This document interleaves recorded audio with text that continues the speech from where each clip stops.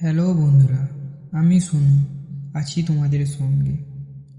তোমরা শুনছো ভূতের আড্ডা, কিছু অনুভূতি যা কিছুটা বাস্তব ঘটনা থেকে অনুপ্রেরিত হয়ে। তো কানে হেডফোনটা লাগিয়ে নাও, চলো শুরু করা যাক। এটা আমাদের একটা ছোট্ট গ্রাম, চারিদিকে ধান ক্ষেত, মাঝখানে কাঁচা রাস্তা, আর সন্ধ্যা নামলেই এমন নিস্তব্ধতা নেমে আসতো আমাদের গ্রামে যেন পুরো পৃথিবীটা থমকে গেছে। সেই গ্রামের এক প্রান্তে থাকতো সুভাষের পরিবার। সুভাষ গ্রামের স্থানীয় বাজারে একটি কাপড়ের দোকানে কাজ করত। স্ত্রী সুতপা গৃহবধূ, আর তাদের দুটো সন্তান, বড় ছেলে রুদ্র আর ছোট মেয়ে তিথি।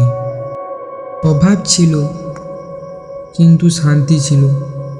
দিনের শেষে অল্প আলোতে বসে ভাত খাওয়া, সন্ধ্যায় সুতপার প্রদীপ জ্বালানো, আর রাতে তিথির গল্প শুনে ঘুমিয়ে পড়া। এভাবেই কেটে যাচ্ছিল তাদের সাধারণ জীবন। তারা জানতো না খুব শীঘ্রই তাদের বাড়ির ভেতরে এমন কিছু প্রবেশ করতে চলেছে যা ধীরে ধীরে পুরো পরিবারটাকে ভেঙে দেবে। ঘটনাটা শুরু হয়েছিল এক বর্ষাকালের বিকেলে। সেদিন আকাশ সকাল থেকেই ভারী ছিল। বিকেলের দিকে রুদ্র তার বন্ধুদের সাথে মাঠের পাশে পুরনো ইট ভাটার দিকে খেলতে গিয়েছিল। জায়গাটা অনেক দিন ধরেই পরিত্যক্ত পড়েছিল। গ্রামের লোক সন্ধ্যার পরে ওই দিকে এড়িয়ে চলত, কারণ সেখানে নাকি রাতে অদ্ভুত কান্নার শব্দ শোনা যেত। এ কথা ছোট ছেলেদের কাছে রোমাঞ্চ ছাড়া আর কিছুই ছিল না। খেলতে খেলতে হঠাৎ রুদ্রের চোখ যায় ঝোপের মাঝে পড়ে থাকা একটি কাপড়ের মোড়ানো জিনিসের দিকে। প্রথমে সে ভেবেছিল কারোর ফেলে দেওয়া পুতুল হবে, কিন্তু সে কাছে গিয়ে কাপড়টা সরাতেই সে থমকে যায়। কাপড়ের ভেতরে ছিল একটা মেয়ের পুতুল। সাধারণ পুতুলের মতো না, অদ্ভুত রকমের সুন্দর। ফর্সা মুখ, বড় বড় কাচের চোখ, মুখে মৃদু হাসি, আর পরনে পুরনো ধাঁচের লাল ফ্রক। আশ্চর্যের বিষয় হলো এত ধুলো ময়লা থাকার সত্ত্বেও পুতুলের গায়ে কোনো ময়লা ছিল না, যেন কেউ খুব যত্ন করে রেখে গেছে।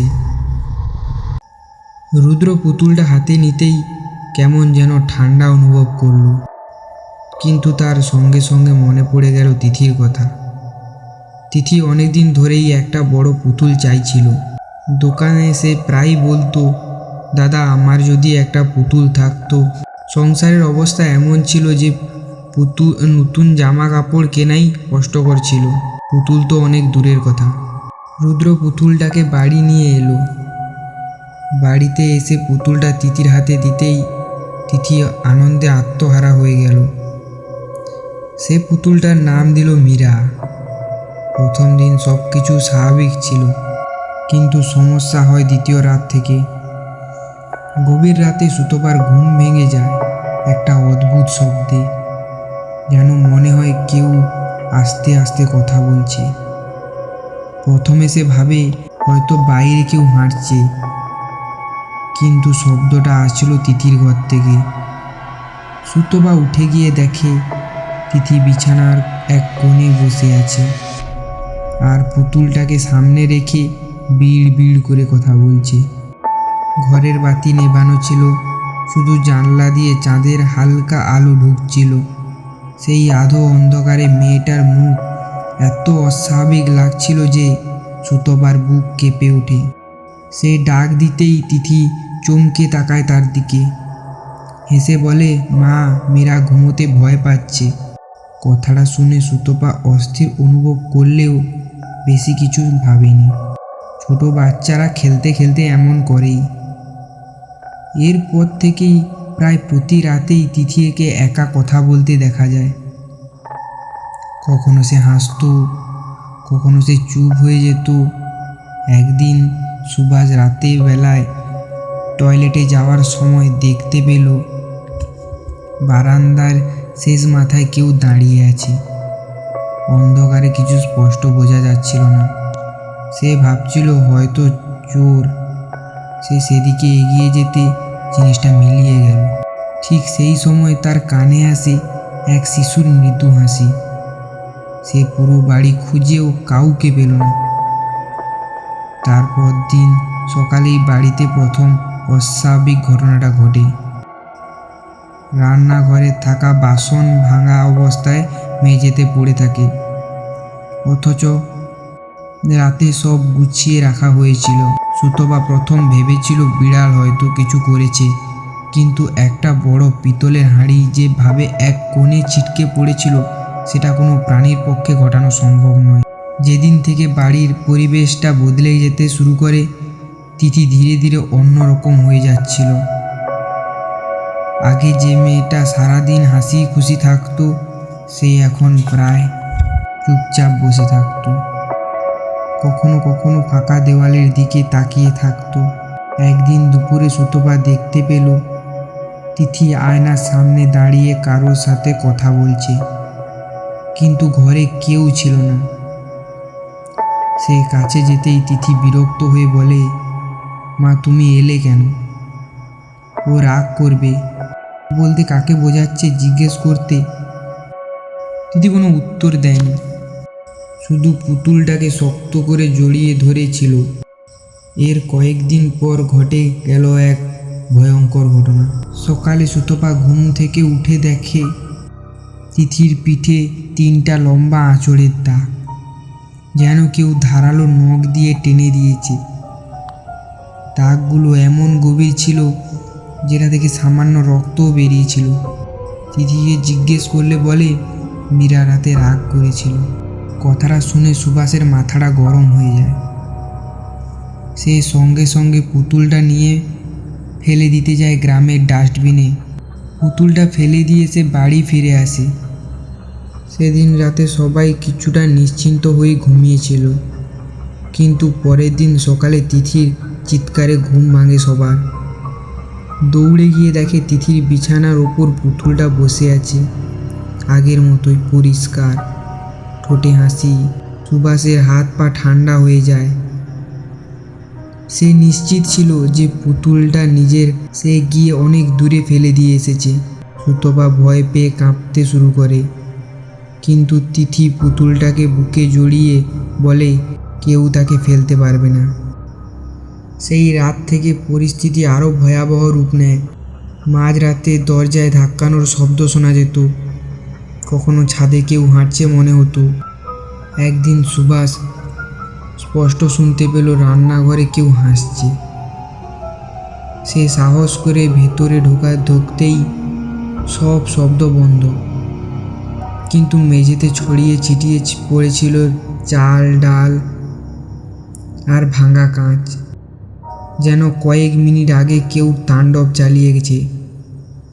গ্রামের লোক এই সব শুনে বাড়িতে আসা কমিয়ে দিল। পাশের বাড়ির এক বৃদ্ধা সুতপাকে বলেছিল যে অচেনা কোনো জিনিস কুড়িয়ে আনলে গঙ্গা জল ছেড়াতে হয়, সব জিনিস ঘরে আনা ভালো নয়। কিন্তু তখন অনেক দেরি হয়ে গেছে। তিথির অবস্থা দিন দিন আরও খারাপ হয়ে যাচ্ছিল। সে মাঝরাতে উঠে বাড়ির ভেতরে হাঁটত, কখনো ঘরের দেওয়ালে আঁকিবুকি কাটত। একদিন সুতপা ঘুম ভেঙে দেখে তিথি বারান্দায় দাঁড়িয়ে বাইরের দিকে তাকিয়ে আছে। বাইরে তখন প্রবল জোরে বৃষ্টি হচ্ছিল।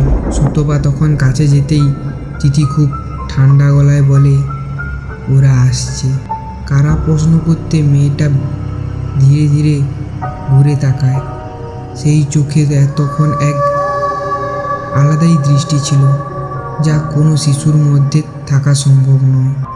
এরপর সুভাষ সিদ্ধান্ত নেয় কাউকে ডাকা দরকার। গ্রামের এক ব্যক্তি তাকে এক তান্ত্রিকের কথা বলে, যিনি নাকি এমন অদ্ভুত ঘটনার সমাধান করেন। প্রথমে সুভাষ এই সব বিশ্বাস করতো না, কিন্তু এত কিছু দেখার পর আর কোনো না করে উপায় ছিল না। দুদিন পর সেই ব্যক্তি সন্ধ্যার সময় বাড়িতে আসে। মাঝবয়সী মানুষ, গায়ে সাদা ধুতি, কপালে সিঁদুর দিয়ে তিলক কাটা, হাতে একটা পুরনো কাপড়ের ব্যাগ। বাড়ির সামনে এসে লোকটা দাঁড়িয়ে যায়। আর সে নিচু গলায় বলে যে বাড়ির ভেতরে খুব খারাপ শক্তি আছে। কথাটা শুনে সুতপার শরীর কেঁপে ওঠে। লোকটা ভেতরে ঢুকতেই আচমকা বাড়ির ভেতরে একটা বিকট আওয়াজ হয়, যেন কেউ ভারী কিছু ফেলে দিল। সঙ্গে সঙ্গে তিথির ঘর থেকে কান্নার আওয়াজ ভেসে আসে। দৌড়ে গিয়ে সবাই দেখতে পায় চেয়ার উল্টে পড়ে আছে আর জানালার কাঁচগুলো ভাঙা। কিন্তু কয়েক সেকেন্ড আগেও ঘরের ভেতরে কেউ ছিল না। তান্ত্রিক ধীরে ধীরে পুতুলটার দিকে এগিয়ে যেতে লাগলো। তখন পুতুলটা বিছানার উপরে বসানো ছিল। লোকটা পুতুলটার দিকে তাকিয়ে কয়েক মুহূর্ত চুপ করে তাকিয়ে থাকে। তারপর ব্যাগ থেকে একটা লাল সুতো বের করে পুতুলটা চারপাশে জড়িয়ে দেয়। ঠিক সেই মুহূর্তে ঘরের বাতি টিম টিম করতে শুরু করে। চিৎকার করে বলতে শুরু করে, ওকে বেঁধো না, ও রেগে যাবে। তান্ত্রিক মন্ত্র পড়া শুরু করতেই ঘরের ভেতরে প্রচণ্ড দুর্গন্ধ ছড়িয়ে পড়ে। মনে হচ্ছিল কিছু পচে গেছে। তারপরে আলমারির দরজা নিজে থেকেই খুলে যায়। তারপর ভেতর থেকে জামা কাপড় মেঝেতে এসে যেতে থাকে। সুতপা ভয়ে সুভাষের হাত শক্ত করে ধরে রেখেছিল। লোকটা চোখ বন্ধ করে মন্ত্র পড়ছিল। কয়েক মিনিট পর সে লোকটা চোখ খুলে বলে, ওই পুতুলের মধ্যে আত্মা বেঁধে রাখা হয়েছে। সুভাষ কাঁপা গলায় জিজ্ঞেস করে, কিভাবে? লোকটা জানায়, অনেক সময় হিংসা করে কিছু মানুষ কালো জাদুর মাধ্যমে নির্দিষ্ট কোনো বস্তুতে আত্মা বেঁধে দেয়। তারপর সে জিনিসটা এমন জায়গায় রেখে আসে যেখানে সেটা কেউ কুড়িয়ে নেবে। আর যার বাড়িতে সে জিনিসটা যায় ধীরে ধীরে তার সংসার ভেঙে যেতে শুরু করে। কথাগুলো শুনে সুভাষের মনে পড়ে যায় কিছুদিন আগে জমি নিয়ে তাদের গ্রামের একটা লোকের সঙ্গে ঝগড়া হয়েছিল, তবে সে নিশ্চিত হতে পারেনি। তান্ত্রিক জানায় পুতুলটাকে সম্পূর্ণভাবে নিষ্ক্রিয় করতে হবে। তারপর শুরু হয় আসল প্রক্রিয়া। ঘরের চারপাশে গঙ্গা জল ছেটানো হলো, ধূপ জ্বালানো হয়। তান্ত্রিক মাটিতে কিছু চিহ্ন এঁকে তারপর পুতুলটাকে মাঝখানে রেখে মন্ত্র পড়তে থাকে। যত সময় যাচ্ছিল ঘরের পরিবেশ ভারী হয়ে উঠছিল। আচমকা তিথি চিৎকার করে ওঠে। তার কণ্ঠস্বর বদলে গিয়েছিল। ছোট মেয়ের গলা বদলে যেন মনে হচ্ছিল অন্য কেউ কথা বলছে। সে দাঁত চেপে বলেছিল, ওকে নিয়ে যেতে পারবি না। সুতপা কান্নায় ভেঙে পড়ে। সুভাষ মেয়েটিকে ধরে রাখার চেষ্টা করছিল। হঠাৎ ঘরের কোণে রাখা আয়নাটা ফেটে যায় বিকট শব্দে। সবাই চমকে ওঠে। তান্ত্রিক তখন আরও জোরে জোরে মন্ত্র পড়তে থাকে। কয়েক মুহূর্ত পর ঘর পুরো নিস্তব্ধ হয়ে যায়। বাতাস থেমে যায়। তিথি অজ্ঞান হয়ে মাটিতে পড়ে যায়। আর পুতুলটার কাঁচের চোখ দুটোতে যেন ফাটল ধরে যায়। লোকটা বলে, এখন আর ভয় নেই। এরপর পুতুলটাকে কাপড়ে মুড়ে নিয়ে যাওয়া হয়েছিল। কোথায় নিয়ে যাওয়া হয়েছিল সেটা কেউ জানতো না। তান্ত্রিক শুধু বলেছিল, এ সমস্ত জিনিস সাধারণভাবে কেউ ফেলে দিলে আর ঘরে আনতে না। এগুলোকে বিশেষভাবে নষ্ট করতে হয়, না হলে এরা আবার ফিরে আসতে পারে। এরপর তিথি কিছুদিন খুব জ্বরে ভুগেছিল। তারপরে সে ধীরে ধীরে স্বাভাবিক হয়ে যায়। আগের মতো খেলা শুরু করে। রাতে আর কথা বলতো না সে। বাড়িতেও আর কোনো অস্বাভাবিক ঘটনা ঘটেনি। এরপর তার পরিবারটা পুরো বদলে যায়। এরপর থেকে আর তারা কোনোদিন কোনো অচেনা জিনিস বাড়িতে আনেনি। গ্রামের মানুষেরা বিশেষ করে সন্ধ্যাবেলায় ইট ভাটার দিকটা সবাই এড়িয়ে চলত। কেউ কেউ বলে এখনও সেখানে মাঝে মাঝে একটা ছোট মেয়ের হাসির শব্দ শোনা যায়। আবার কেউ বলে বর্ষার রাতে লাল ফ্রক পরা একটা পুতুলকে বসে থাকতে দেখা যায়। যদিও এই সবের সত্যতা কেউ প্রমাণ করতে পারেনি। আজ এই পর্যন্তই। দেখা হচ্ছে পরবর্তী এপিসোডে। গল্পটা ভালো লাগলে একটা লাইক আর সাবস্ক্রাইব করে দিও। এই ভিডিওর ভয়েস কোয়ালিটি এতটাও ভালো নয়, পরবর্তীতে চেষ্টা করব যে ভয়েসটা ভালো করার।